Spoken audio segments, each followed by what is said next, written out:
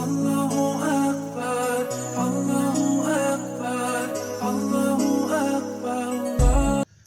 Assalamualaikum warahmatullahi wabarakatuh. Alhamdulillahi rabbil alamin. Wassalatu wassalamu ala ashrafil anbiya'i wal mursalin wa ala alihi wa ashabihi ajma'in, amma ba'd. Sahabat semua, video kali ini saya akan menjelaskan bagaimana tata cara menyolatkan jenazah yang benar. Menyolatkan jenazah hukumnya sama dengan penyelenggaraan jenazah yang lainnya, seperti memandikan, mengafani, dan menguburkan. Hukumnya fardu kifayah. Fardu kifayah itu kewajiban bersama yang apabila ditanggulangi oleh satu orang atau beberapa orang, maka gugur kewajiban yang lain. Dianjurkan kepada umat Islam yang melihat peristiwa wafatnya seseorang untuk menyolatkannya. Dijanjikan oleh Rasulullah SAW, siapa yang melihat jenazah lalu ia ikut menyolatkan, maka ia mendapatkan pahala 1 qirat. Dan siapa yang melihat jenazah ikut menyolatkan dan ikut mengiringi sampai ke tempat peristirahatan terakhir, maka dia akan mendapatkan pahala 2 qirat. Sahabat bertanya, berapa 1 qirat itu ya Rasulullah? Rasul menjawab, 1 qirat itu sebesar bukit Uhud. Jadi kalau 2 qirat, karena kita ikut menyolatkan dan ikut mengantarkannya sampai ke tempat peristirahatan terakhir atau kuburnya, maka kita akan mendapatkan pahala sebesar 2 bukit Uhud. Sahabat semua, keuntungannya bagi jenazah jika banyak orang yang menyolatkan. Dalam satu hadis yang diriwayatkan oleh Imam Muslim, tidaklah seorang muslim yang wafat disolatkan oleh 100 orang, maka doanya akan dikabulkan oleh Allah. Hadis lain juga diriwayatkan oleh Imam Muslim, tidaklah seorang muslim yang wafat lalu disolatkan oleh 40 orang, maka syafaatnya atau doanya akan dikabulkan oleh Allah. Sahabat semua, lalu siapa yang pantas atau paling pas menjadi imam sholat jenazah? Sebab dalam kehidupan kita bermasyarakat selalu memaksakan anak untuk menjadi imam. Kadang-kadang anak itu belum pernah melaksanakan sholat jenazah. Kadang bacaan sholat jenazah juga tidak hafal oleh anak tersebut. Maka pendapat yang paling kuat, untuk imam sholat jenazah itu, urutan yang pertama adalah orang yang diberi wasiat oleh orang yang wafat, oleh almarhum. Seperti Bung Karno dahulu berwasiat, yang menyolatkan jenazahnya adalah Buya Hamka yang menjadi imam. Lalu Abu Bakar berwasiat agar yang menjadi imam sholat jenazahnya adalah Umar bin Khattab. Lalu yang kedua, yang paling pantas menjadi imam itu adalah ulama atau orang yang paham agama di lingkungan masyarakat itu. Namun para ulama ini menjadi imam tentu atas permintaan keluarga. Karena walau bagaimanapun yang bertanggung jawab dengan jenazah, dengan mayat adalah keluarganya. Lalu yang ketiga, orang tua si mayat. Jika ia mampu menjadi imam, jika ia tidak mampu, ia boleh mewakilkan kepada orang lain. Yang keempat, baru anak jenazah, anak almarhum, jika ia mampu juga. Setelah itu siapa? Keluarga dekat, seperti saudaranya, saudara seayah, atau mungkin ayahnya beradik kakak yang dikatakan orang sepupu. Yang terakhir, baru orang muslim yang hadir ketika itu dan mampu menjadi imam. Lalu, di mana berdirinya imam untuk melaksanakan sholat jenazah?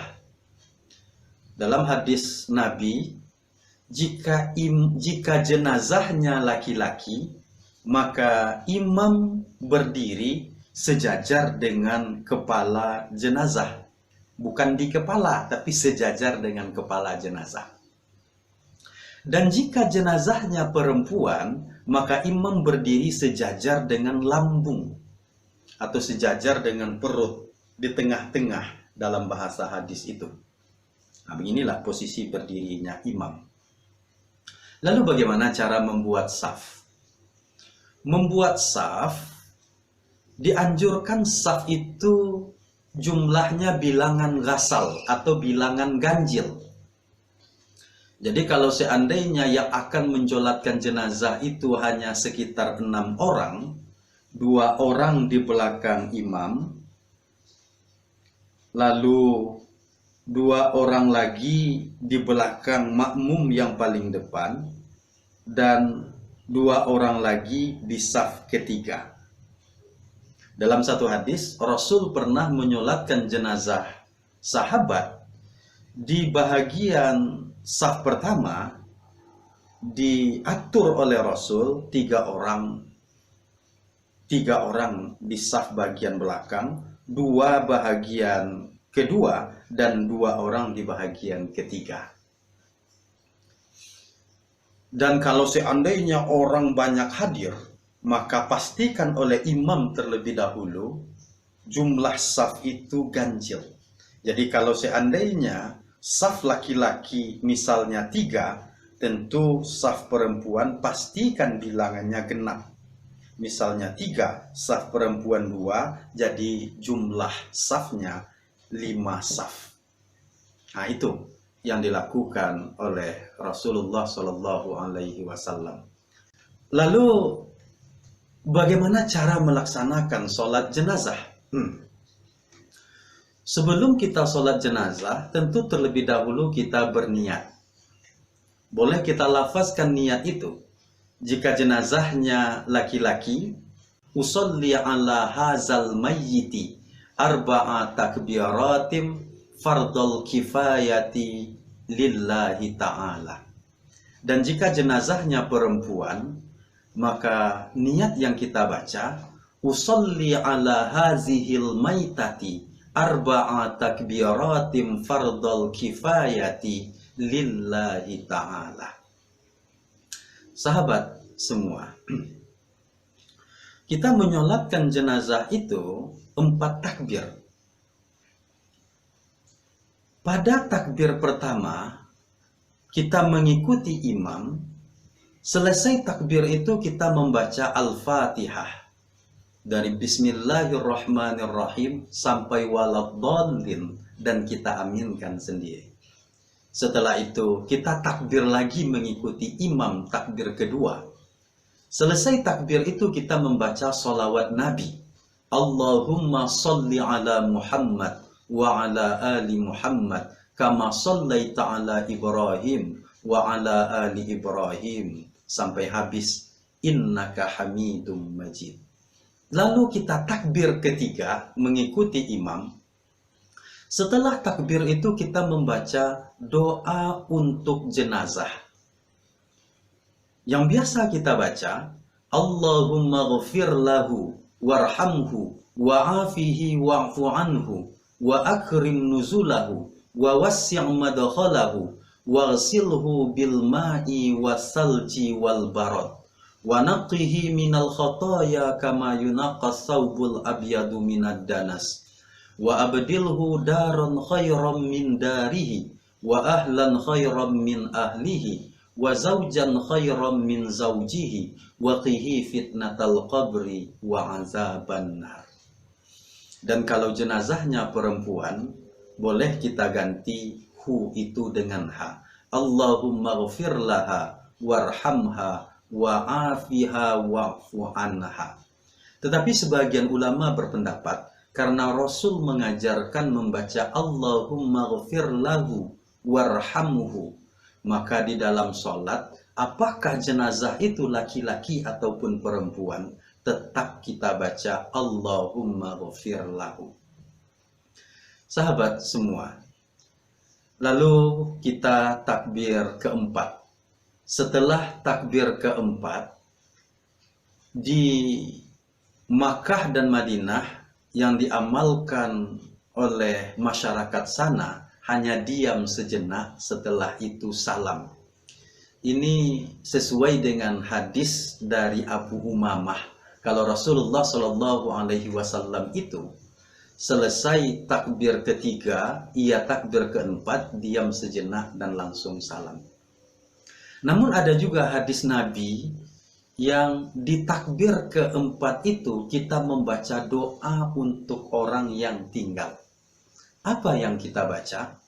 Satu hadis mengatakan, Allahumma la tahrimna ajrahu wa la tudillana ba'dahu. Atau seperti yang diamalkan oleh mayoritas bangsa Indonesia. Allahumma la tahrimna ajrahu wala taftinna ba'dahu waghfir lana walahu wa li ikhwanina alladhina sabaquna bil iman wala taj'al fi qulubina ghillan lil ladzina amanu rabbana innaka raufur rahim. Dan jika jenazahnya perempuan, diganti hu itu dengan ha. Allahumma la tahrimna ajraha wala taftinna ba'daha waghfir lana walaha, sampai habis. Khusus untuk jenazah anak-anak yang belum baligh, setelah takbir ketiga kita tidak membaca Allahumma ghfir lahu, melainkan yang kita baca Allahumma ja'alhu lana salafan wa faratan wa ajra. Ya Allah, jadikanlah ia untuk kami pendahuluan, titipan, jadikanlah ia pahala untuk kami. Sahabat semua, setelah itu kita salam ke kanan dan salam ke kiri. Salam itu tidak melepaskan tangan satu-satu, melainkan kita salam saja. Assalamualaikum warahmatullahi wabarakatuh. Assalamualaikum warahmatullahi wabarakatuh. Setelah itu baru tangan dilepas. Setelah kita selesai sholat, tidak perlu kita berdoa di tempat kita sholat itu. Langsung jenazah kita angkat ke kubur. Lalu kita doakan di sana seperti yang diajarkan oleh Nabi. Dalam mengangkat jenazah ke kubur, tidak ada zikir tertentu yang kita baca. Seperti yang kita lihat dalam sinetron. Sambil membawa jenazah itu, ia membaca La ilaha illallah, La ilaha illallah. Tidak seperti itu. Rasul dan para sahabat lebih banyak merenung dan diam di dalam mengantarkan jenazah itu. Jadi tidak ada zikir-zikir khusus. Sampai dikubur nanti, tidak ada yang duduk terlebih dahulu sebelum jenazah itu dimasukkan ke dalam kubur.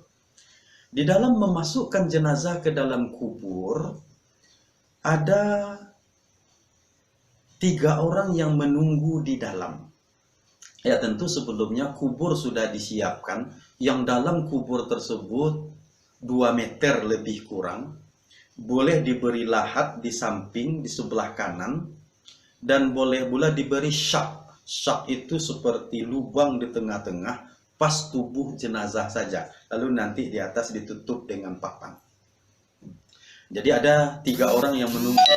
1 orang setentang dengan kepala, 1 di badan, dan 1 setentang dengan paha atau lututnya yang menahan nanti. dilepaskan oleh orang yang memasukkan di atas, ditahan oleh orang yang di dalam kubur, lalu dimasukkan pelan-pelan kepala jenazah yang ditaruh terlebih dahulu, bagian kepala. Dimiringkan ke arah kiblat, karena posisi kubur dibuat membelintang kiblat, dimiringkan ke arah kiblat seperti ini. Lalu setelah itu, biar dia tidak membalik ke sini, maka dibuatlah 3 gumpalan tanah, satu ditaruh setentang dengan lehernya, satu lagi di pinggulnya, dan satu lagi di tentang pahanya. Jika masih kurang boleh ditambah. Setelah itu, seluruh ikatan ini dibuka. Pipi jenazah ditaruh di atas tanah. Setelah dia aman terletak seperti ini, ditutup liang lahat tadi itu dengan papan. Lalu celah-celahnya boleh kita tutup dengan daun-daun kayu, biar pasir dan tanah tidak masuk ke sana. Setelah itu, kita yang hadir di dekat kubur ketika itu disunahkan memasukkan tanah agak 3 lemparan ke dalam tanah itu. Kita ambil 1, 2, 3. Setiap lemparan tanah yang kita masukkan ke dalam kubur itu, yang pertama kita baca minha khalaqnakum, lemparan pertama. Lemparan kedua kita baca wa fiha nu'idukum, dan lemparan ketiga kita baca wa minha khalaqnakum taratan ukhra. Apa artinya? Minha khalaqnakum, dari tanah inilah engkau diciptakan. Wa fiha nu'idukum, dan pada tanah inilah kamu dikembalikan. Wa minha khalaqnakum taratan ukhra, dan dari tanah inilah engkau diciptakan kali yang lain. Setelah itu baru kita timbun kubur tadi itu secara pelan-pelan. Setelah itu kita tinggikan agak sejengkal, kita beri tanda kalau ini adalah kubur. Setelah itu baru kita berdoa di kubur tadi, meminta keampunan dan ketetapan hati agar saudara kita yang baru saja dikuburkan tenang dan bisa menjawab pertanyaan yang diberikan oleh malaikat Mungkar dan Nangkir. Selesai jenazah dikubur, lalu semua orang pulang. Dalam beberapa hari kita dianjurkan untuk bertakziah, menguatkan hati ahli waris yang tinggal agar mereka bersabar mau mendoakan almarhum yang telah kembali ke rahmatullah, dan agar mereka itu punya semangat untuk hidup. Di dalam bertakziah yang kita bawa diantaranya doa, setelah itu yang kita bawa nasihat, dan juga kita dianjurkan membawa buah tangan, siapa tahu mereka kekurangan dalam keadaan mendapat musibah itu. Sekian, terima kasih, semoga bermanfaat. Wassalamualaikum warahmatullahi wabarakatuh.